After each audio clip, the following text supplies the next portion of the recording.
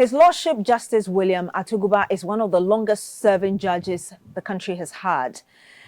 He was twice an acting Chief Justice in 2016 and in 2017 during the period of the now retired former Chief Justice of the country, Her Ladyship Theodora Georgina Wood.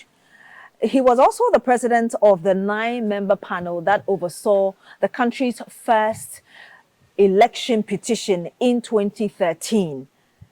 And since then has been given his views on how the country should go in terms of the judiciary and the justice system. We're privileged to have a conversation with him today. And hello, sir. Thank you so much for agreeing to have this conversation with us. Thank you.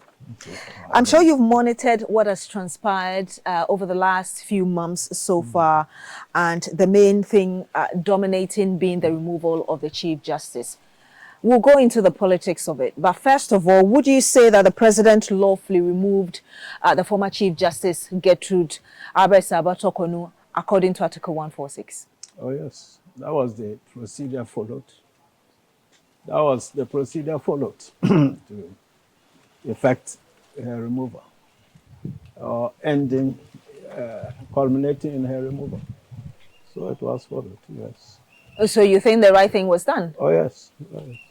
But people are contesting the stated misbehavior which was used in that letter given by the president. And I'll just read that to you because Article 146, when you go to clause 1, it says, a justice of the Superior Court or a chairman of the regional tribunal shall not be removed from office except for stated misbehavior or incompetence, or on ground of inability to perform the function of his office arising from infirmity of the body or mind. In this case, the committee that looked into the petitions that were brought before them, or before it, and the members said that they recommended her removal because of stated misbehavior. But that wasn't defined in this article. So how do you define stated misbehavior? When you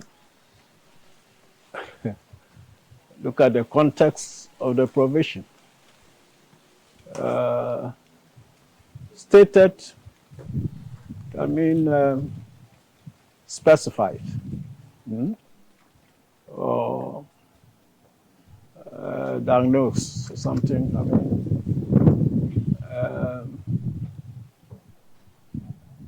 but the thing is,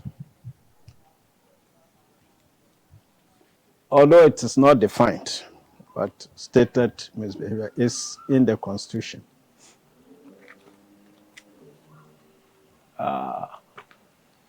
It's not the first time Article 146 has been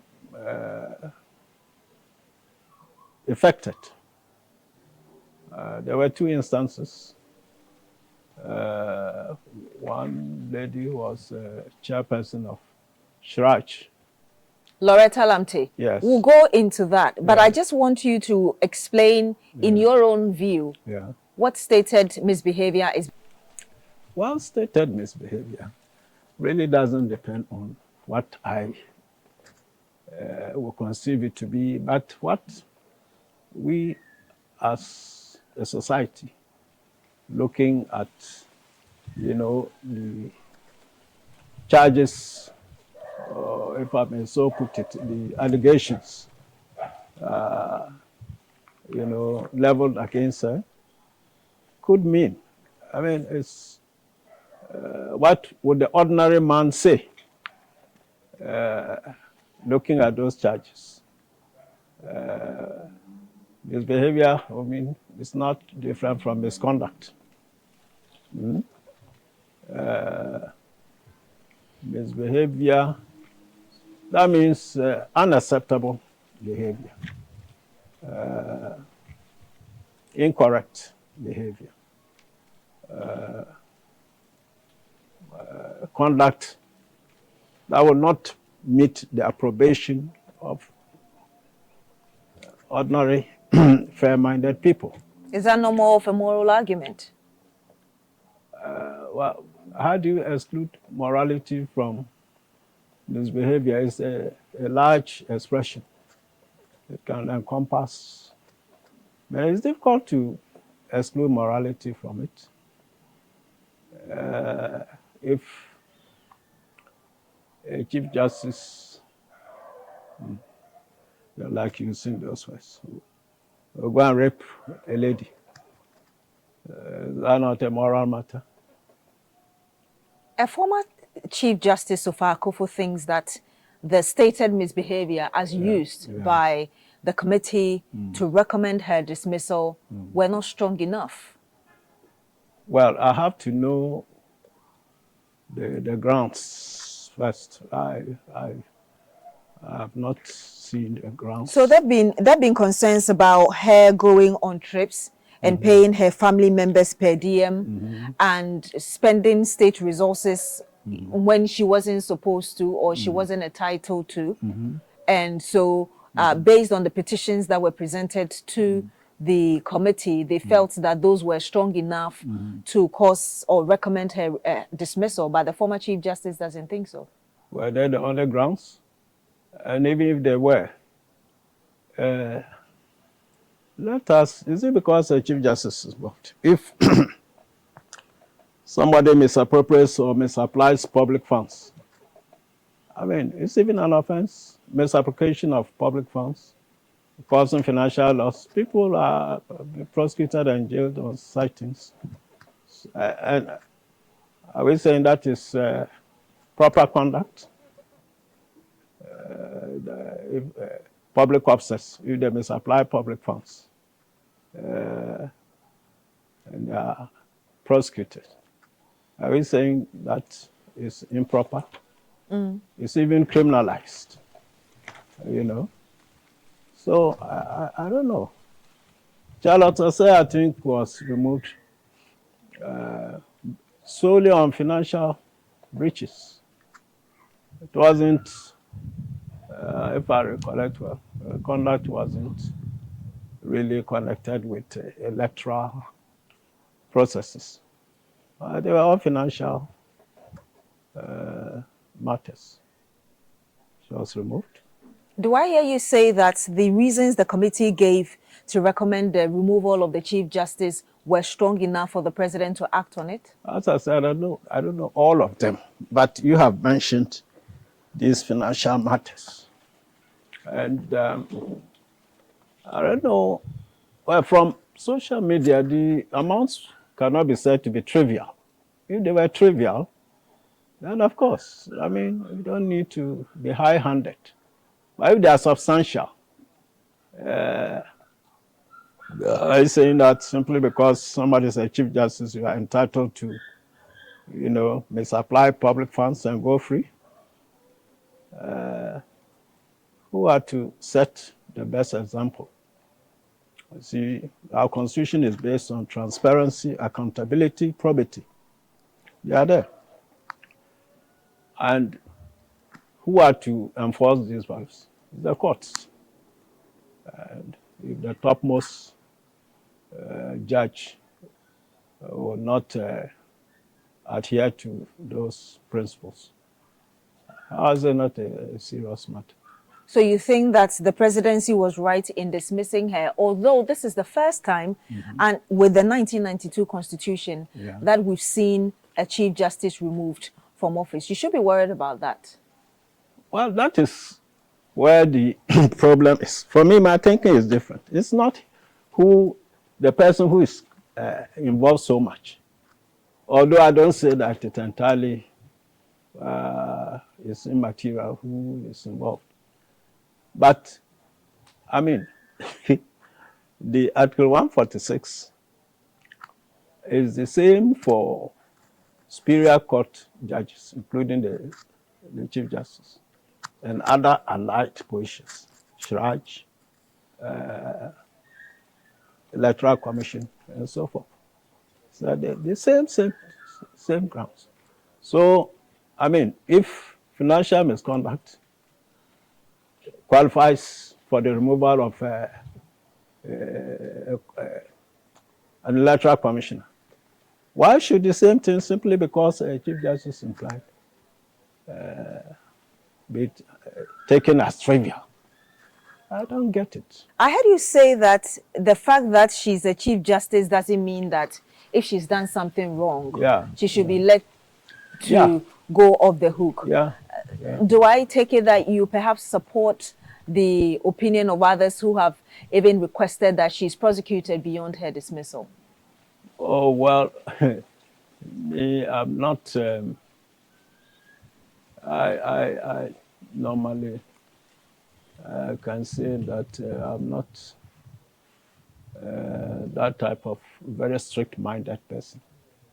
You know, I don't like harsh, you know, visitations of sanctions on people. Humanity is essentially fallible.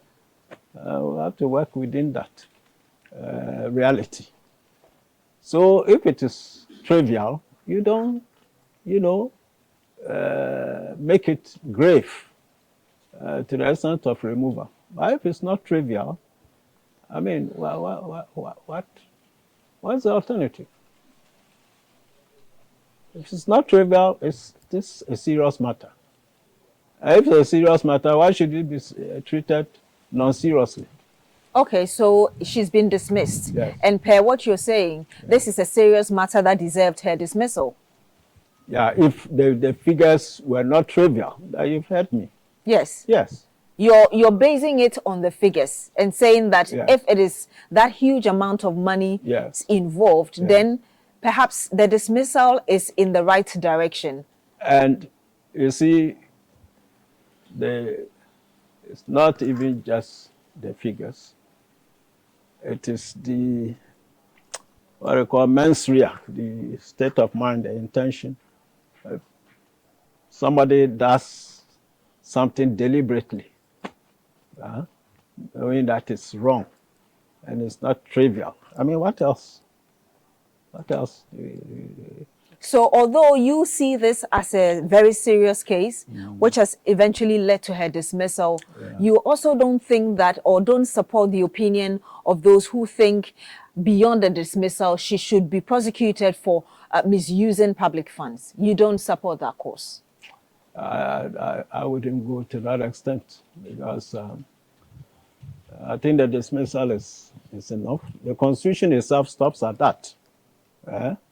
It says the effect of the report, if must be accepted by the president, and the sanction is dismissal. That's what the Constitution deems sufficient. I want us to talk about the process, because there are those who feel that perhaps the process to remove her was not fair enough. You are a lawyer of over 44 years, I mean, standing, and you've been a judge as well, I believe, for over 23 years.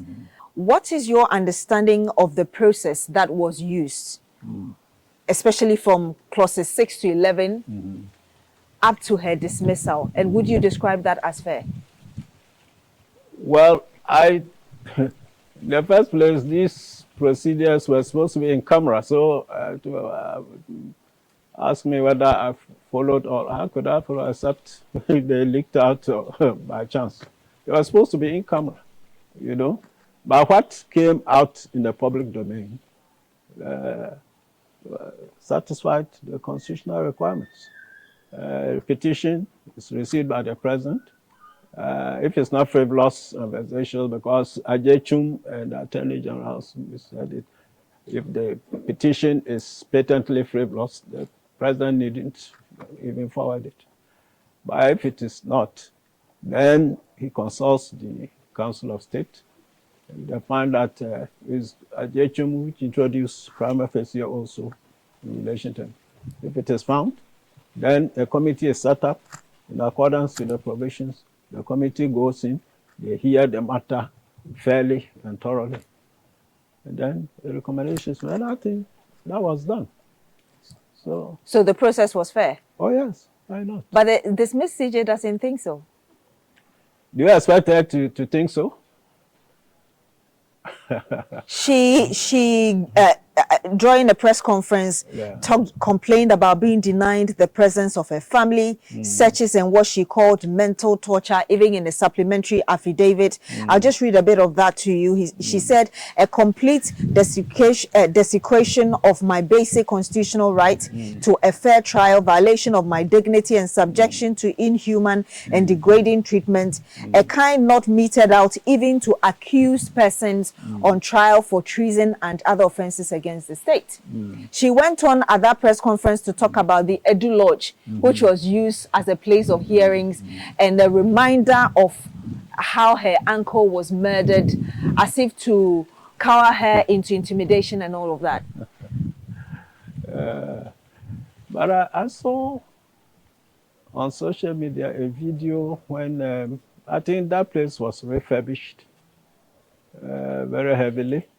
And the then president praised its quality and everything. So, I don't know. Now,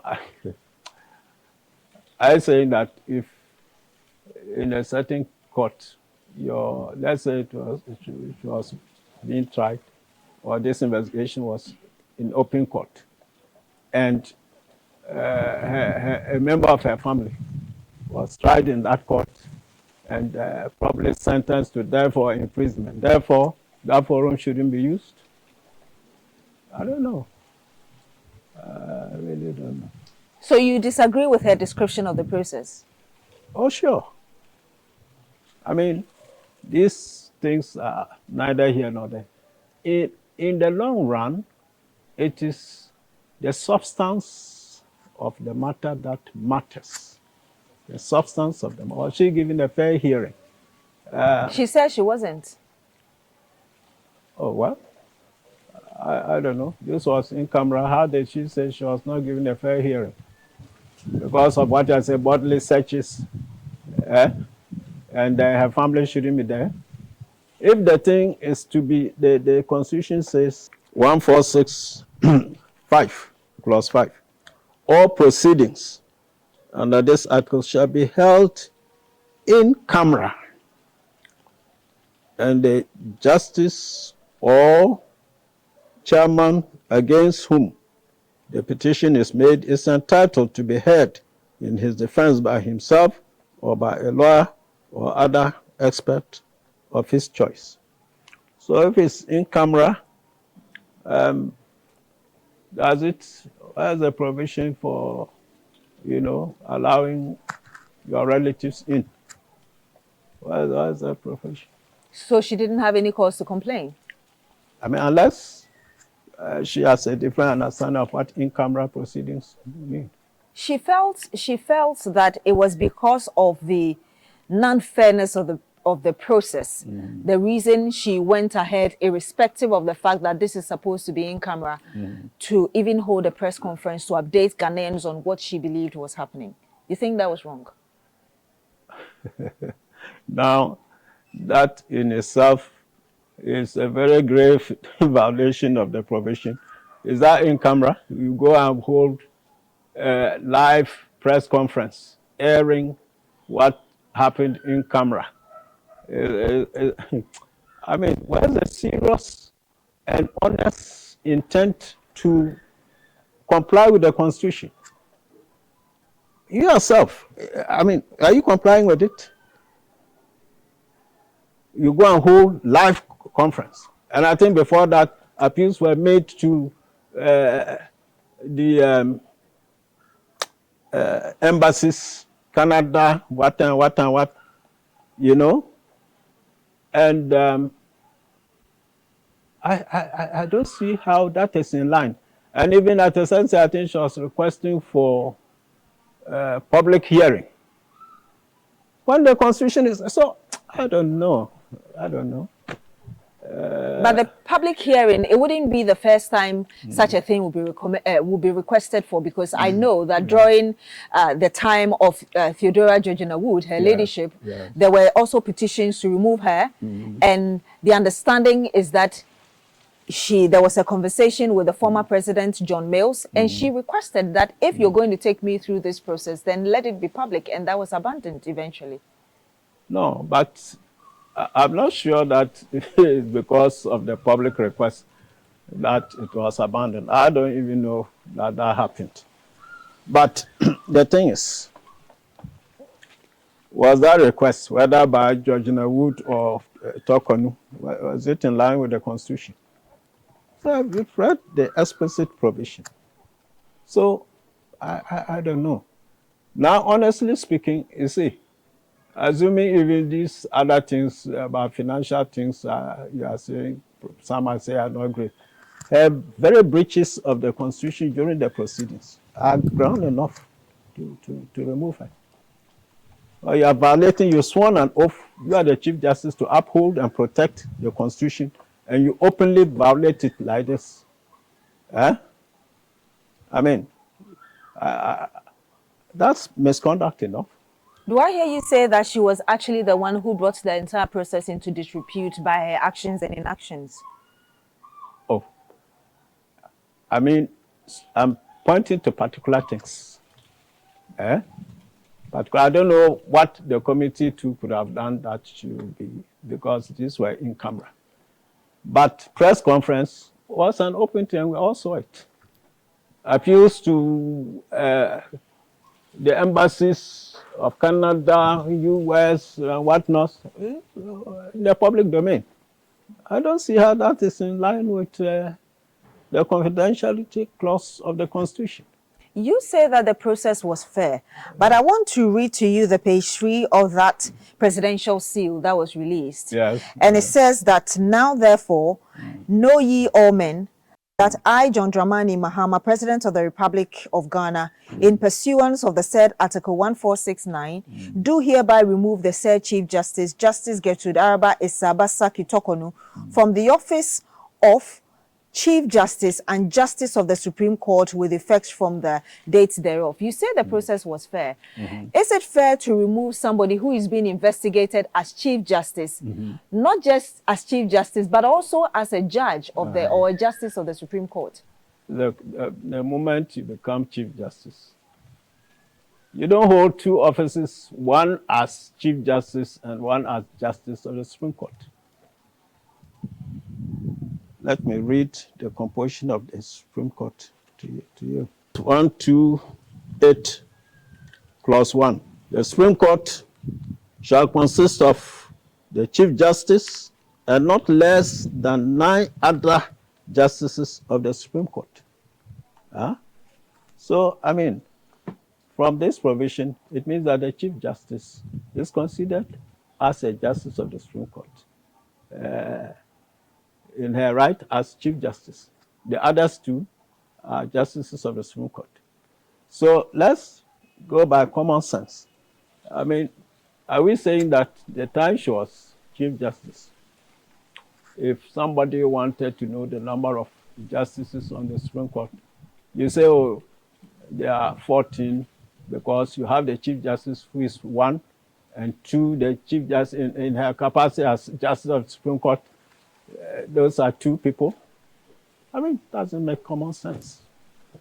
And from the provision, I mean, she is a Justice of the Supreme Court in her capacity as Chief Justice. So the point you're trying to make is that there is nothing unfair about removing her as a Chief Justice at the same time as a judge, because it's the same person.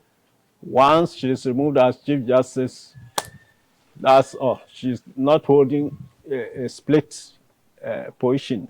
She's not a split personality. As per the provision I've read to you, the Supreme Court shall consist of the Chief Justice and 9 other justices. So she's a Chief Justice. She's a Justice of the Supreme Court in her right, in her position as Chief Justice, and then 9 others. So, I mean, once you are removed as Chief Justice, that is it. Does it mean that all her records as a judge have been wiped with this dismissal? Well, what is the effect of any ordinary dismissal in the public service? When you are dismissed, it is that you are not entitled to, you know, your retiring benefits. That is what it is. It has nothing to do with, it doesn't mean that if you perform well at a certain time, it goes off. You are not being removed on the basis of your past, your previous conduct, but the current one. Huh? So, I mean, if, let's take a very small example, parliamentary or presidential elections. I was saying that when an MP loses elections or a president loses, it means everything he did was bad. But if you lose, the effect is that you've lost that position. That is it. There are those who feel that Article 146 in itself perhaps has an issue and needs to be looked at.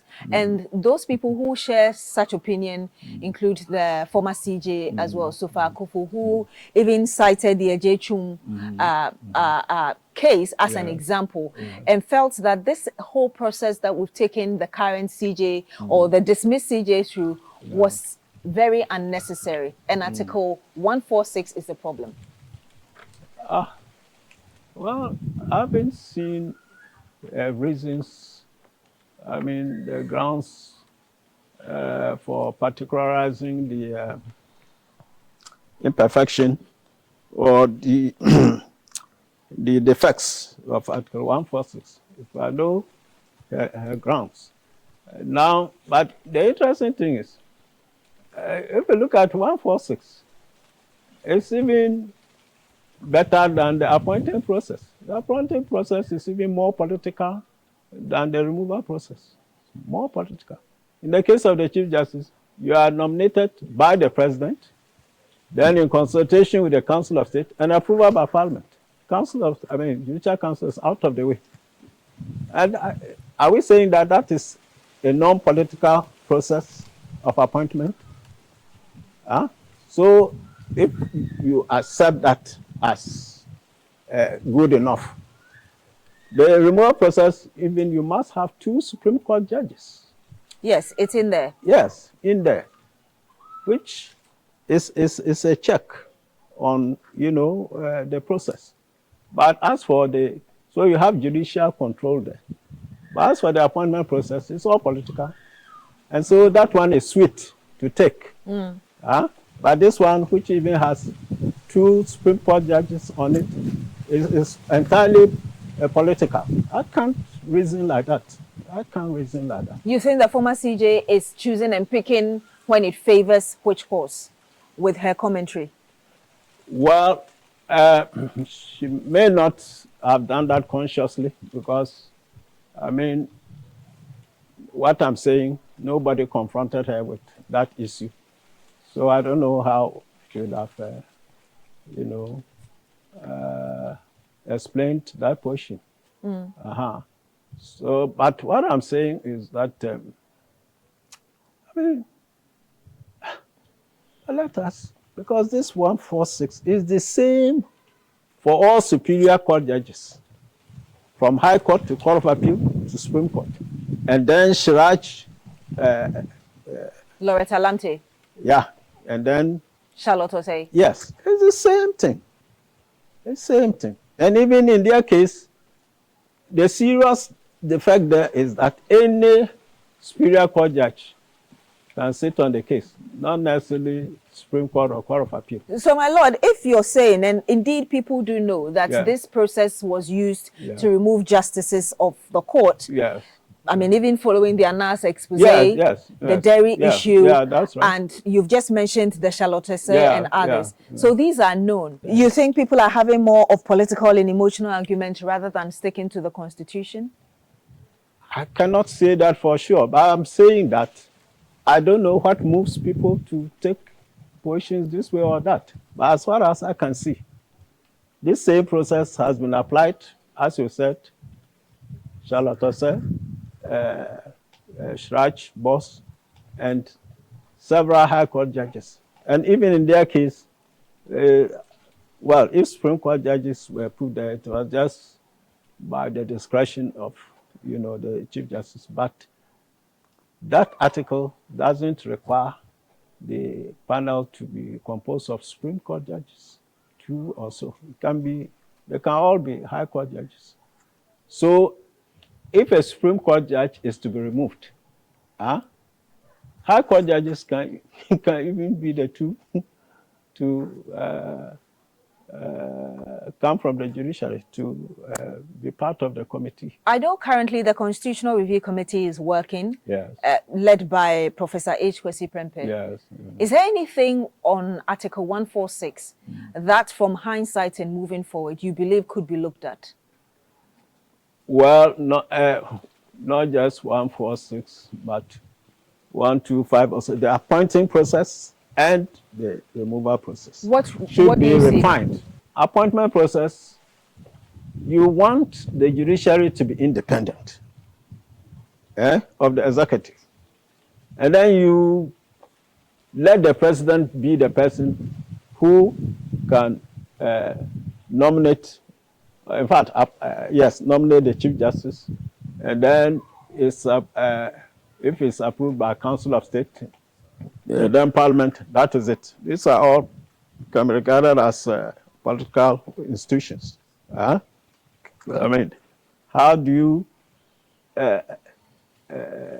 achieve a process of an independent institution through an appointment process that is, hedged in by political hands? The two can stand together, And the removal process, I don't know why they will bring a majority of laymen, over, because they can overrule the two Supreme Court judges on it.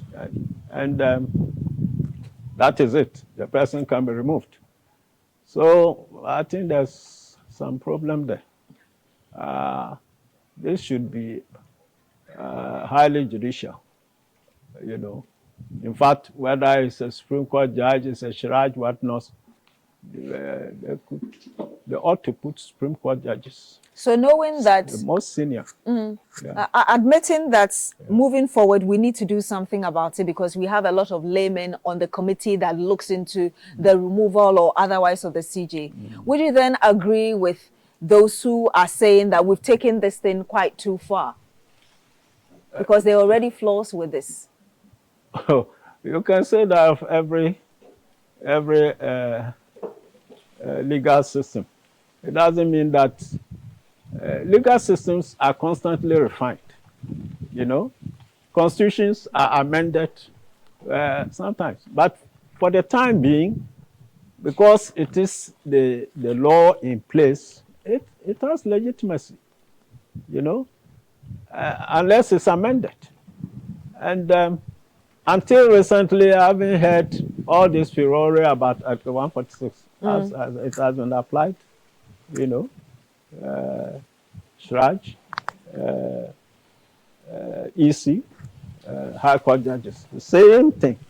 Now you have to know that the process for removing the Chief Justice or any Superior Court judge is not different. The grounds are the same. They are the same, but the Chief Justice has the enhanced privilege of having two Supreme Court judges on it, which the others don't have. You see?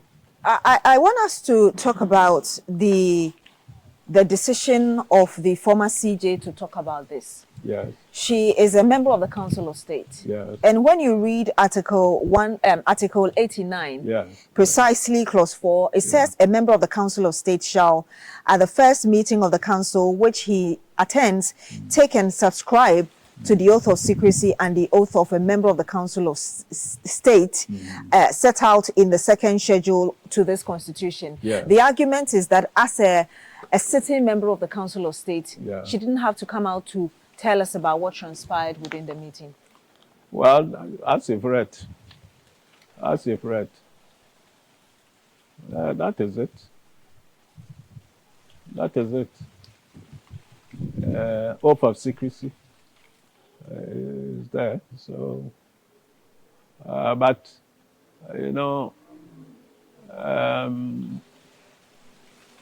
human conduct. If we're all behaving mathematically according to it, there will never be a problem. You see, so sometimes these things can happen. So you look at it's unfortunate it happened that way. But what happened that way? I mean, that she came out, if she revealed whatever happened, contrary to Article 89. Well, she revealed her disgust about the entire process and felt that it was very unnecessary, and that the charges against the dismissed CJ were not strong enough. It's certainly a breach of this article. But in these things, don't let us pick and choose. After all, I've read social media, the kind of people, some of the people who appeared before the committee were revealed.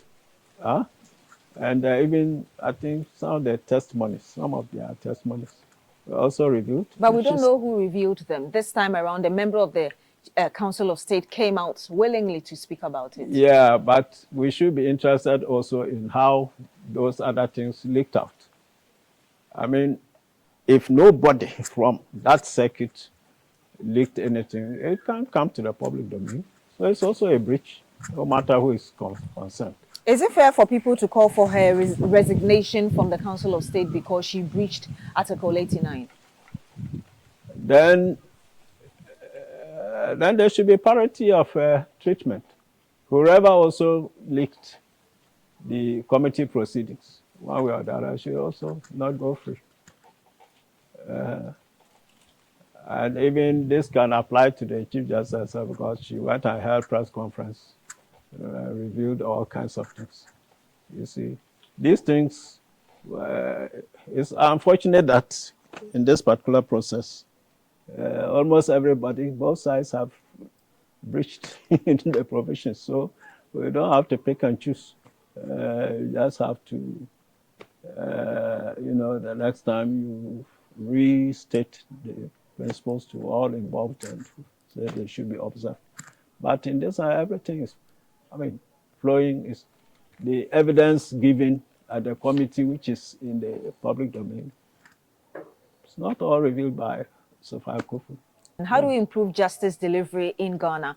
People think that the wheels of justice are grinding too slowly, and is the reason some people tend to lose trust in the system. Well, too slowly, it depends on which level. We have different levels of the judiciary. You have district court, you have circuit court, you have high court, you have court of appeal, you have Supreme Court. At which levels are the wheels grinding slowly? If it is throughout, it's not surprising because you see, Ghanaians have become more conscious of their legal rights and they have access to the courts and so forth. The population has increased severally, and you can't prevent people from going to court. So the workload will increase, and that throws into focus the number of judges or magistrates that are available to deal with these things.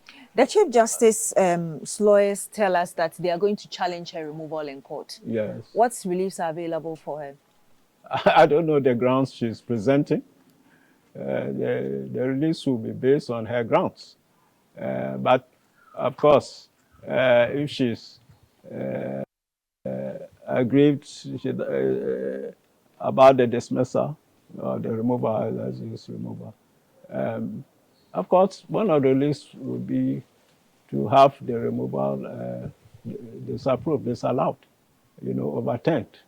And if the court goes through and sees that the removal is not justified in terms of 146, they can overturn. It's her right. It's her right. What do you foresee? But you see, the thing is, that right can be commendably exercised or not. And when you situate it in her reactions to the process. One is a person who is just stopping at nothing, whatever. Press, embassies, all kinds of things. So it looks as if she just feels that she ought not at all to be removed from her position. If that is what is driving her, it's not commendable. If you were advising her, what would you tell her? Yeah, she should, if she feels that she has concrete grounds as a lawyer vis-a-vis the grounds for removal, that is fine.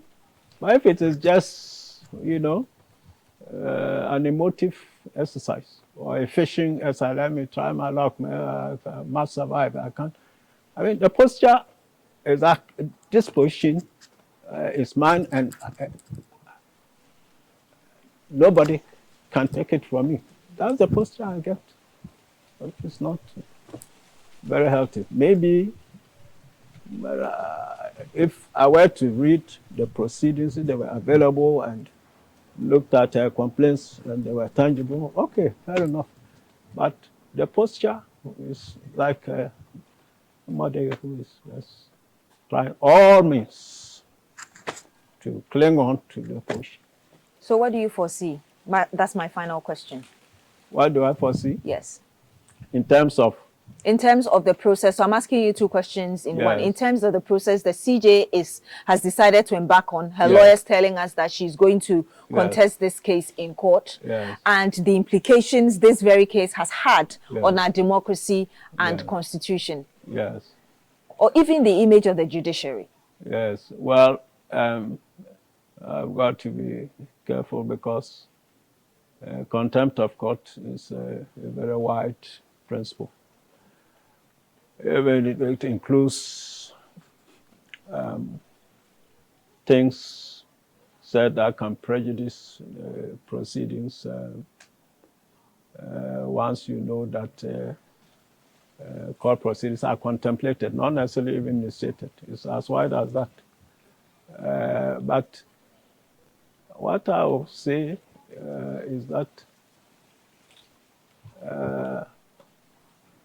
from what I have seen, the process seems to be complied with. And unless there's evidence to show serious breaches of it, I don't see how this decision is contrary to the Constitution. Because honestly speaking, the provision for removal was not put there to be idle. And in fact, if conditions arise requiring removal and it is not done, it's contrary to the Constitution. Because the Constitution does not only provide for appointment, it also provides for removal. These two go together. So the implications on the judiciary and our democracy, which is the other part of the question I asked. Unhealthy removal, if it is seen that the removal is just not warranted, is high-handed or improper, of course, it will not have a good effect. But if the grounds are sound, it's very praiseworthy. We should commend the president for, and even the petitioners for doing it, because they are defending the Constitution. Your final word, sir. If, it turns out that this removal is sound, I think it's a very praiseworthy action. It's unfortunate that very high officer of state should be removed at all. Stability is important for democracy. But when democracy is poisoned, is subverted, you can use the law, you can abuse the law. And if that is clearly established, very commendable that action of removal is undertaken and implemented. My Lord, thank you so much. I thank you for giving me the opportunity to air my views on a very important state matter like this, constitutional matter. So that was our conversation with former Supreme Court judge, the man who also acted as a CJ twice during his career. He's retired now. His Lordship Justice William Atuguba. My name is Beatrice. Thank you so much for joining us today. Join us again next time.